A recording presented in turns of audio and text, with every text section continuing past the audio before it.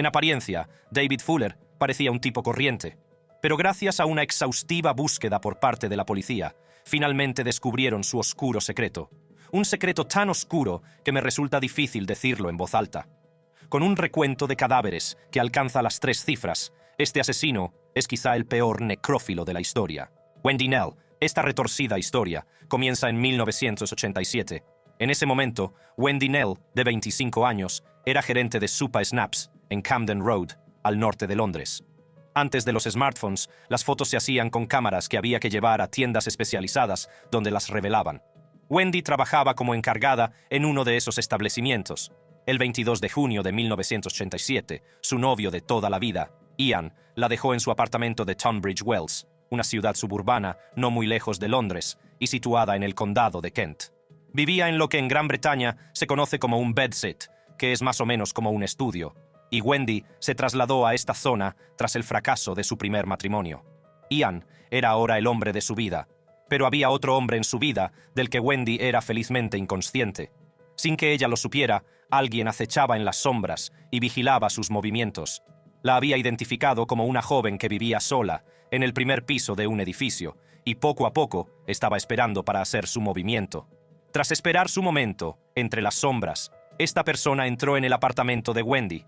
Se desconoce cómo entró, pero supuestamente lo hizo por una ventana sin cerrar. Algún tiempo después, Wendy no se presentó a trabajar. Ian tampoco pudo ponerse en contacto con ella. Llamó a su casa, sin respuesta. Golpeó con fuerza la puerta, sin respuesta. Gritó su nombre y siguió sin responder. Decidió entonces que tenía que averiguar si estaba bien e irrumpió en su apartamento. En una declaración, Ian dijo: «No había movimiento en el interior del piso. Entonces entré por una de las ventanas del ventilador, movido por la adrenalina y la preocupación por Wendy. Levanté su brazo derecho y tiré de uno de sus párpados. No se movió. No podía creer que se hubiera ido. Entré corriendo, me senté, lloré a mares». Las heridas de Wendy eran tan brutales que no se trataba de un robo que salió mal, sino de alguien que había venido a matarla, y nadie sabía quién era. Sus heridas también mostraban que no hubo una verdadera lucha, y el estado ininterrumpido del apartamento sugería que se trataba de un ataque furtivo en el que la cogieron rápidamente por sorpresa y no le dieron ninguna oportunidad de defenderse. Los vecinos tampoco oyeron nada, lo que probablemente significa que la atacó mientras dormía. La autopsia ayudó a explicar por qué fue atacada. Fue un crimen con motivación sexual y Wendy fue violada. Y hay un detalle especialmente espeluznante sobre esta agresión sexual que se convertirá en la tarjeta de visita de este asesino. La agresión sexual tuvo lugar después de que fuera asesinada. Tunbridge Wells no es conocida por sus crímenes, así que cuando se supo que una mujer había sido asesinada allí, causó conmoción en toda la zona. El asesinato se llevó a cabo con tanta suavidad que esta persona había puesto mucha planificación en lo que estaba haciendo. También podría sugerir que este individuo tenía experiencia y que no era su primera vez. Lo más preocupante de todo es que, al haber tenido tanto éxito, era probable que volviera a atacar. Caroline Pierce. Como he mencionado antes, Wendy Knell era gerente de Supa Snaps en Camden Road. Más abajo había un restaurante llamado Buster Brown's, donde trabajaba de camarera una joven de 20 años llamada Caroline Pierce. Caroline vivía en un apartamento en el sótano de Grosvenor Park, en el sur de Londres. Un dato curioso es que Caroline había reparado recientemente las cerraduras de sus ventanas, lo que podría significar que estaba preocupada por su seguridad. Después de todo, una mujer que trabajaba exactamente en la misma calle que ella acababa de ser brutalmente asesinada, y Caroline decidió tomar todas las precauciones necesarias. El 24 de noviembre de 1987, Caroline salió con unos amigos y en lugar de coger el transporte público para volver a casa, se gastó un poco más en un taxi para estar más segura. La dejaron cerca de su apartamento, pero no llegó a entrar. Algunos testigos afirman haber oído gritos en el exterior del edificio. Sea como fuere, parece haberse esfumado. Hasta el 15 de diciembre no supimos qué había pasado. Aquel frío día de invierno, un granjero paseaba por Romney Marsh, una zona húmeda de Kent, situada a 65 kilómetros de Grosvenor Park. Para su horror, acababa de descubrir el cuerpo de Caroline Pierce. Estaba desnuda, excepto por las medias. Al igual que Wendy Knell, había sido golpeada en la cabeza, estrangulada y agredida sexualmente. La policía estaba 100% segura de que estos 2 asesinatos habían sido perpetrados por la misma persona.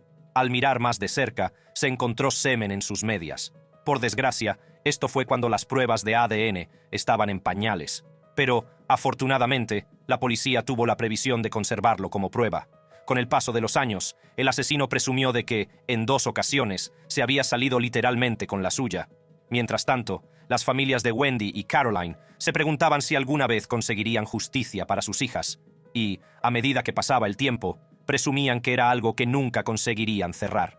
En sus mentes, el asesino al menos se había detenido, y era un pequeño consuelo para ellas que otras personas no tuvieran que pasar por lo mismo que ellas. Los medios de comunicación británicos los bautizaron como los asesinatos de la cama, y el asesino de la cama es alguien que perdura en la tradición local, pero que probablemente seguirá siendo un misterio. Las maravillas de la tecnología. Mientras tanto, entre bastidores, la policía seguía guardando estas pruebas. 8 años después, en 1995, se creó una base de datos de ADN, y en 1999 tomaron una muestra del edredón de Wendy y comprobaron si había alguna coincidencia, pero no pudieron encontrar nada. La policía siguió volviendo a tomar muestras, pero para muchos se trataba de un caso que seguiría sin resolverse. Lo único que aportaban las pruebas de ADN hasta el momento era la confirmación de lo que la policía sospechaba desde el principio. Había coincidencias de ADN tanto en el cuerpo de Caroline como en el de Wendy, y fue la misma persona la que mató a estas 2 pobres mujeres. Incluso en el año 2012, los medios de comunicación seguían haciendo llamamientos para que la gente se presentara si tenía alguna información. El inspector jefe Rob Vinson, jefe de la unidad de casos sin resolver de la policía de Kent, dijo: «Estos crímenes están justo en el extremo superior en términos de violencia. Sería inusual que alguien así se detuviera. Por lo general, hay una acumulación de ataques como este. No descartamos que este hombre haya atacado a muchas más mujeres, pero por el momento no podemos relacionarlo forensemente con más crímenes». En 2017, se hizo otro nuevo llamamiento, ya que se cumplían 40 años de estos asesinatos. La policía mostró copias de llaveros de las 2 chicas, que podrían haber sido guardados como trofeos. En el de Wendy se leía en broma «Mujer del año», y en el de Caroline «compulsiva, neurótica, antisocial, maníaca y paranoica», pero básicamente feliz. Wendy y Caroline eran 2 jóvenes despreocupadas que vivían en Londres. A través de estos sencillos llaveros vemos su sentido del humor y su humanidad. Esto es algo que el asesino no podía ver por sí mismo, o simplemente no le importaba. Pasaron años, seguidos de décadas, y 32 años después, en 2019, hubo una reinvestigación, y por primera vez hubo un avance significativo. Como dice el viejo refrán, más vale tarde que nunca. Los agentes de policía que decidieron almacenar de forma segura el ADN de las mallas de Caroline fueron finalmente recompensados. La policía buscó el ADN en la base de datos y, por desgracia, no hubo coincidencias. Sí se descartó a alguien que tuviera antecedentes penales recientes en el Reino Unido. Pero aparte de eso, la policía no sabía mucho sobre este asesino. Y con 32 años ya transcurridos, es difícil saber si el asesino seguía vivo. Al final, la policía no pudo encontrar una coincidencia perfecta de ADN. Así que el siguiente paso fue hacer una búsqueda de ADN familiar. Y este es el fenomenal poder que las pruebas de ADN tienen contra los criminales. Un asesino puede evitar que la policía registre su ADN, pero no puede evitar que sus familiares registren el suyo. Los familiares biológicos de cada persona compartirán un ADN similar y una coincidencia cercana, pero no perfecta, en la escena de un crimen permitirá encontrar a un pariente del autor, lo que ayudará a resolver el caso y a reducir el número de sospechosos. Lo creas o no, el asesino del Golden State, en IIUU, fue encontrado cuando la policía consultó el ADN procedente de búsquedas genealógicas. Es increíble pensar que un pariente que casualmente trataba de encontrar su árbol genealógico ayudara sin saberlo a resolver un caso de asesinato que desconcertó a la policía durante décadas. Al investigar sobre el asesino de la cama, encontraron inicialmente una lista de 1000 parientes, que luego se redujo a 90. De las 90 muestras de ADN tomadas, una, en particular, coincidía muy estrechamente. Este vídeo es una historia bastante desoladora, y el único pequeño aspecto positivo que podemos encontrar en esta historia es la increíble dedicación de las fuerzas policiales. Buscaron largo y tendido, con la esperanza de conseguir justicia para personas que nunca la han encontrado de verdad. La persona a la que buscaban era un hombre que debía tener al menos la edad adulta, o estar en los últimos años de la adolescencia en 1987. Curiosamente, la persona con la coincidencia de ADN increíblemente cercana tenía un hermano llamado David Fuller. Tenía 65 años y vivía cerca de Tunbridge Wells. David Fuller, cuando la policía investigó a este hombre, parecía un tipo corriente. Trabajaba en los astilleros de la Navy en Portsmouth y se había formado como electricista y encargado de mantenimiento.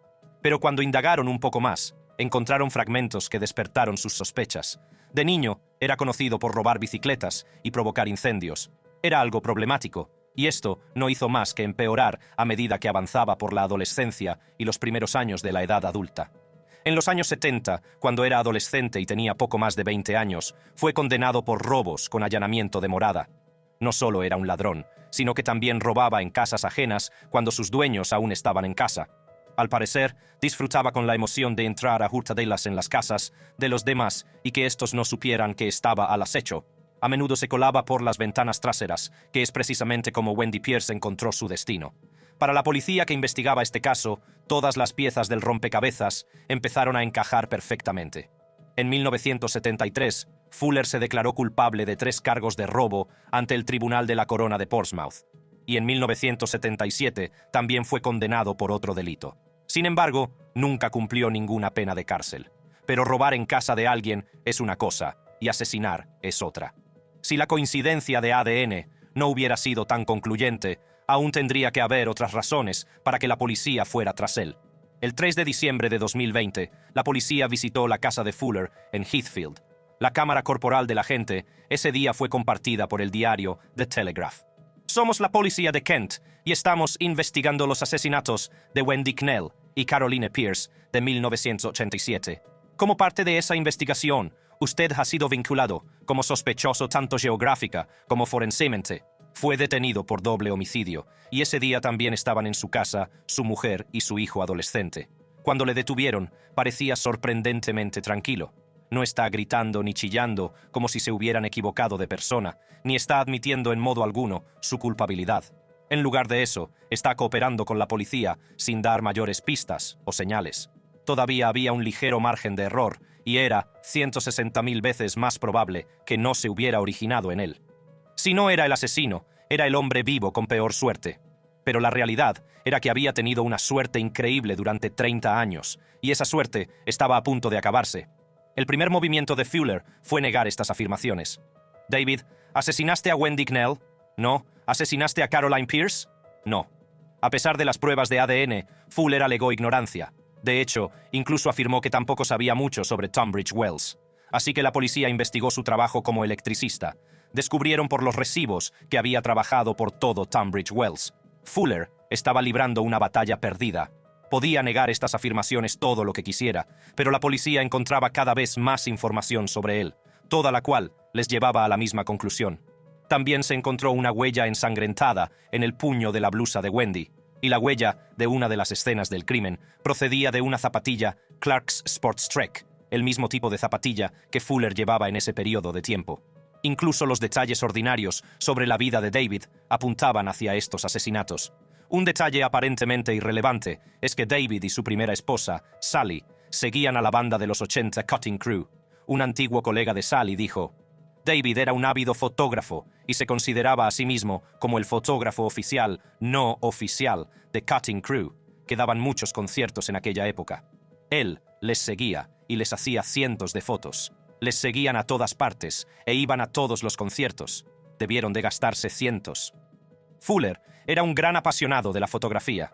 También se supo que le gustaba observar aves y montar en bicicleta. Uno de sus lugares favoritos para hacer fotos era en Romney Marsh, el mismo lugar donde encontraron a Caroline Pierce. Cuando investigaron a este inglés aparentemente corriente que vivía con su familia, se dieron cuenta de que había muchos más esqueletos en su armario de lo que pensaban en un principio. De hecho, lo que estaban a punto de encontrar era de proporciones verdaderamente espeluznantes y horripilantes. Los asesinatos de Betsit ocurrieron en 1987. 2 años después, Fuller consiguió un trabajo como electricista en el hospital de Kent y Sussex. Trabajó allí durante décadas y en 2010 consiguió un puesto similar trabajando como electricista en el Hospital Tunbridge Wells. Cuando la policía registró la casa, sabía claramente cuáles eran los lugares adecuados para inspeccionar. Miraron en lugares donde la gente normalmente guarda cosas ocultas a sus familiares. En la parte trasera de su cómoda, o como se conoce en Inglaterra, una cómoda, había una serie de discos duros. Bueno, en la parte de atrás de su cómoda parece que tiene algunos discos duros, diría yo. Pero están pegados a la parte de atrás de la cómoda. Echemos un vistazo. Si recuerdan el asesinato de Wendy Knell, fue agredida sexualmente, pero después de muerta. Cuando Fuller trabajaba en estos hospitales, tenía acceso a la morgue, tenía acceso a muchos cadáveres y repetiría los actos que hizo con las 2 chicas asesinadas cuando muchos de estos cadáveres fueron encontrados en el hospital. Sin embargo, era lo que se conoce como un necrófilo. En un disco duro del ordenador de Fuller había vídeos de él mismo realizando estos actos despreciables. Fuller también admitió haber utilizado Facebook para identificar fotos de las personas fallecidas a las que también había violado. La policía encontró también un cuaderno con los datos de todas sus víctimas, incluidos sus nombres, fechas de nacimiento y de fallecimiento. Entre las paredes de esta casa inglesa, aparentemente corriente, había una biblioteca de un monstruo. Había catalogado montañas de material en estos discos duros. También había guardado diarios que se remontaban décadas atrás, incluso hasta The Bedsit Murders. Entre los escalofriantes detalles, incluidos figura que durante los años 80 vivió en Guildford Road y visitó a un amigo en Grosvenor Park. Otra entrada del diario menciona que visitaba el restaurante Buster Brown's en Camden Road. Como fotógrafo aficionado, también era conocido por revelar sus fotos en Supa Snaps. Una vez que Fuller reconoció sus delitos, llegó el momento de preguntarle al respecto. ¿Era siempre por la noche, David? ¿Era siempre por la noche? Sí. Y aquí tenemos quizás el primer signo de remordimiento. Parece horrorizado por sus propios actos.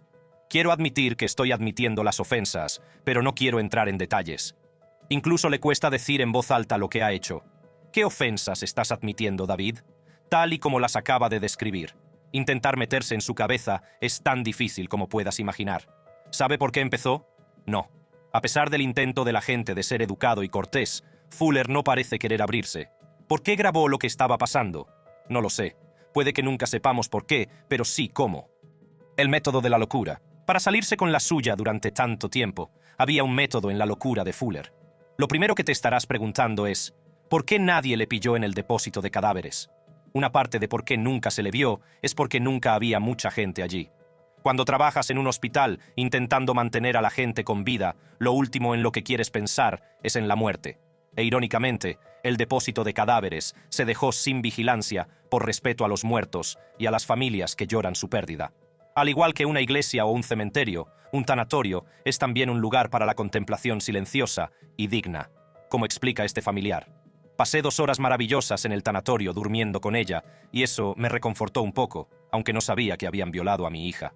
Así que Fuller sabría que la morgue estaba más o menos vacía. Pero como miembro del personal, tenía acceso. David Fuller tenía una tarjeta de acceso a la morgue, porque a veces tenía que hacer trabajos de mantenimiento allí.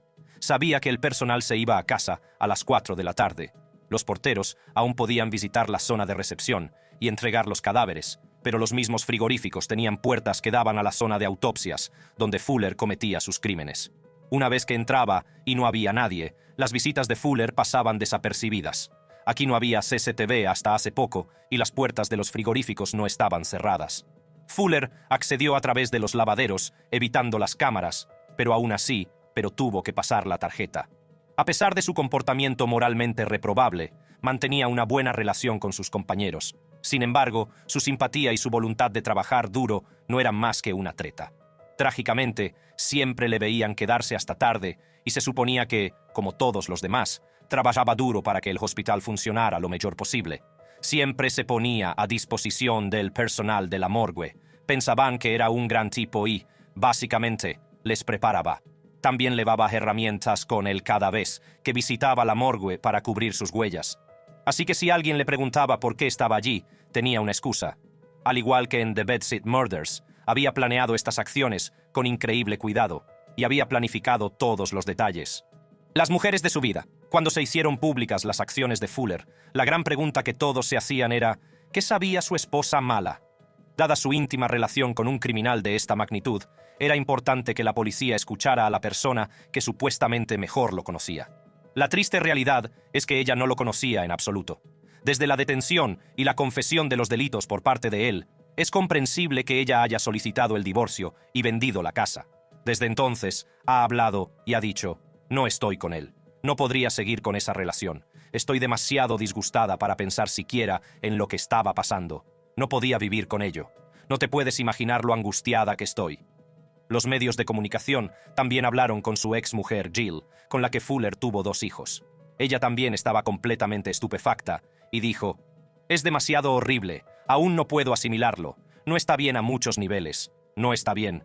Mis hijos no pueden hablar de ello. No están en un buen estado de ánimo, dijo. Lo que ha salido a la luz ha sido un shock total. Están hablando de su padre. No conocían a ese hombre. Yo no lo conocía.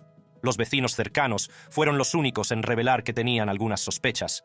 Al parecer, Fuller raramente hacía contacto visual. Siempre estaba lavando su coche y a veces se le encontraba conduciendo a las 2 de la mañana. De todas las parejas de Fuller, la persona que más conocía su lado más oscuro sería su otra exmujer Sally, tristemente fallecida en 2015. De las 3 esposas que tuvo, su experiencia fue mucho más cercana a los verdaderos colores de David Fuller. Fuller aparentemente tenía un ojo errante y engañaba regularmente a su esposa. El aspecto más dañino de su faceta adúltera fue cuando intentó ligar con su cuñada poco después de casarse. Era el típico asesino en serie porque siempre quería tener el control, y a menudo lo conseguía mediante comportamientos abusivos. Con todo lo que sabemos ahora, no debería sorprenderle saber que una vez le puso un ojo morado a Sally y que a menudo también abusaba verbalmente de ella. Con toda la atención de los medios, otro secreto salió a la luz. Una mujer declaró que en 1990 tuvo una aventura con él mientras estaba con su segunda esposa. Lo describió como un hombre corriente y tranquilo. Esto fue 3 años después de los asesinatos de Betsy, y ella tenía miedo de que este asesino nunca fue encontrado. Ella dijo, estaba al tanto de los asesinatos de Betsy y estaba muy nerviosa por ellos. Los asesinatos estaban en mi mente y en la de muchas mujeres jóvenes. No sabía que estaba saliendo con la persona responsable. En el fondo de mi mente aún pienso, ¿por qué me perdonaron la vida? Mientras estuvo con Fuller, lo describió como el perfecto caballero. Tenía los criterios adecuados, ya que vivía en la carretera cerca de donde trabajaban las chicas, tenía un piso compartido y estaba en la 20. Sabía que era infeliz con su mujer, pero nuestra relación terminó porque él no quería lo que yo quería y ya no quería estar conmigo. Recuerdo que me dijo que había conocido a otra enfermera y que iba a empezar a salir con ella. Probablemente nunca sabremos qué pasaba por la cabeza de David Fuller, pero lo que la gente quería saber es cómo se las arregló para salirse con la suya. ¿Por qué un hombre tan peligroso trabajaba en un hospital? La investigación pública. A raíz de esto, los familiares de las víctimas han pedido que se investigue cómo sucedió todo, con el objetivo de que algo así no vuelva a ocurrir nunca más. En respuesta a lo que estaba ocurriendo en estos hospitales, el entonces ministro de Sanidad, Sajid Javid, decidió que en lugar de que el servicio sanitario investigara lo que había ido mal, era necesaria una investigación independiente a cargo de personas sin conexiones con el servicio sanitario. En su intervención en la Cámara de los Comunes, Javid declaró, incluso mientras investigamos qué ocurrió exactamente, como secretario de Estado de Sanidad y Asistencia Social, quiero pedir disculpas a los amigos y familiares de todas las víctimas por los crímenes que se perpetraron al cuidado del NHS y por el dolor y el sufrimiento que están sintiendo. Una de las muchas lecciones, aparentemente obvias, es que no se verificaron los antecedentes. Fuller parecía pasar todas las comprobaciones de empleo, a pesar de haber sido condenado por 26 cargos de robo. Aunque este comportamiento es impensable para cualquier ser humano en su sano juicio, no es la primera vez que ocurre en el Reino Unido. En 2012, se reveló que el presentador de televisión caído en desgracia Jimmy Savile también hacía las mismas cosas inconfesables dentro de las morgues de los hospitales. En un mundo perfecto, no harían falta medidas de seguridad en los sanatorios para evitar que esto ocurriera. Pero en un mundo en el que David Fuller existe, el mundo en el que habitamos dista mucho de ser perfecto. De hecho, no fue hasta 2015 cuando Fuller tuvo que someterse a un control de antecedentes penales a raíz de la investigación sobre Jimmy Savile. Entonces, se supo que Fuller había mentido sobre sus condenas por robo para conseguir el trabajo. Sin embargo, a pesar de haber mentido sobre ser un ladrón, se le dio acceso al hospital. Una vez más, esto podría deberse al hecho de que se presentaba como un buen tipo, además de mejorar la comprobación de antecedentes. Hay quien sostiene que debería hacerse más hincapié en denunciar los comportamientos sospechosos. Un abogado llamado Alan Collins, especializado en abusos a menores y conocedor de cómo actúan abusadores como Fuller, afirma que los lugares de trabajo necesitan vías seguras, donde alertar de comportamientos sospechosos. Hablando del caso de Fuller, dijo, no había una vía obvia. Puede que pensaran raro, pero si ves algo raro, ¿qué haces? Es una pregunta difícil. ¿Qué hacer? ¿Con quién hablas? Creo que en todos estos lugares, ya sean escuelas, hospitales o lo que sea, debería haber un sistema directo de A a B, en el que, si eres un empleado y no estás contento y te preocupa algo, lo que tienes que hacer es marcar este número, y la persona que te atienda se pondrá en contacto contigo. Marcas este número y la persona al otro lado te dice, vale, déjanoslo a nosotros. Eso es lo que falta. Pero quizá lo más importante que hay que analizar es la disuasión. La mayoría de la gente no comete un asesinato porque es inmoral, pero otro factor son las consecuencias de que te pillen y pases la vida en la cárcel. En el caso de la necrofilia, no es así. Las leyes contra la necrofilia en el Reino Unido son increíblemente inconsecuentes. Me duele decir que la infracción penal por este delito solo te llevará 2 años a la cárcel. Hay gente a la que han pillado en posesión de drogas que habrán tenido condenas más duras. Pido a los legisladores que creen una ley para que esto se convierta en delito y se impongan las penas adecuadas. Tenemos que respetar a los muertos. La sentencia. A la hora de decidir la condena de Fuller, era difícil encapsular la magnitud de la ira y la desesperación que causó. De hecho, era difícil llevar la cuenta de cuántas personas había profanado. Fuller ha admitido haber violado casi 80 cadáveres, muchos de los cuales filmó, pero los detectives creen que puede haber cientos de víctimas más en las 3 décadas que trabajó en el hospital. La gran incógnita era cómo sería juzgado por sus delitos en el tanatorio, que, como he mencionado antes, siguen siendo increíblemente indulgentes. Las principales víctimas de estos crímenes han sido los familiares. La hija de una de sus víctimas fue detenida tras intentar matarle llevando un cuchillo a la comisaría de Colindale, donde creía que estaba detenido. Otra persona necesitó asesoramiento psicológico tras llegar la policía a su puerta y revelarle que Fuller había abusado de su querida madre fallecida. Y lo más devastador de todo esto es que Fuller mató indirectamente a otra persona. Según el Daily Mirror, un familiar de una de las víctimas se enteró de la horrible noticia y se quitó la vida.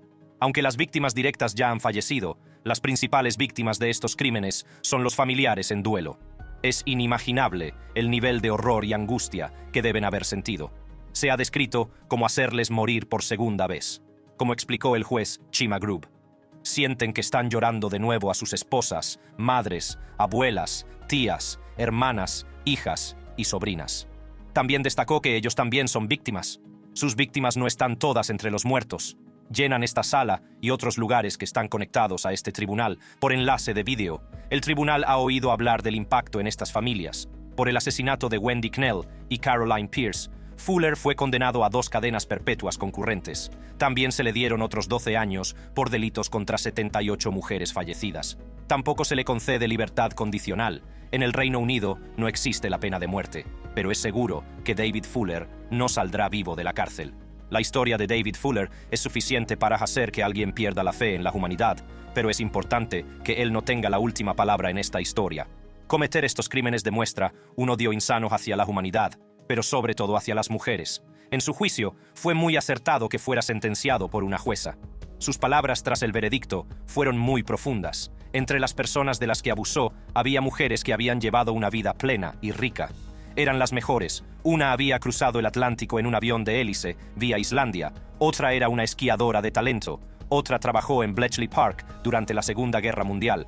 Entonces el juez dice, algunos pasaron sus últimos años de vida sufriendo, ya fuera por enfermedad o por vejez, pero no perdieron su dignidad, hasta que usted decidió quitársela.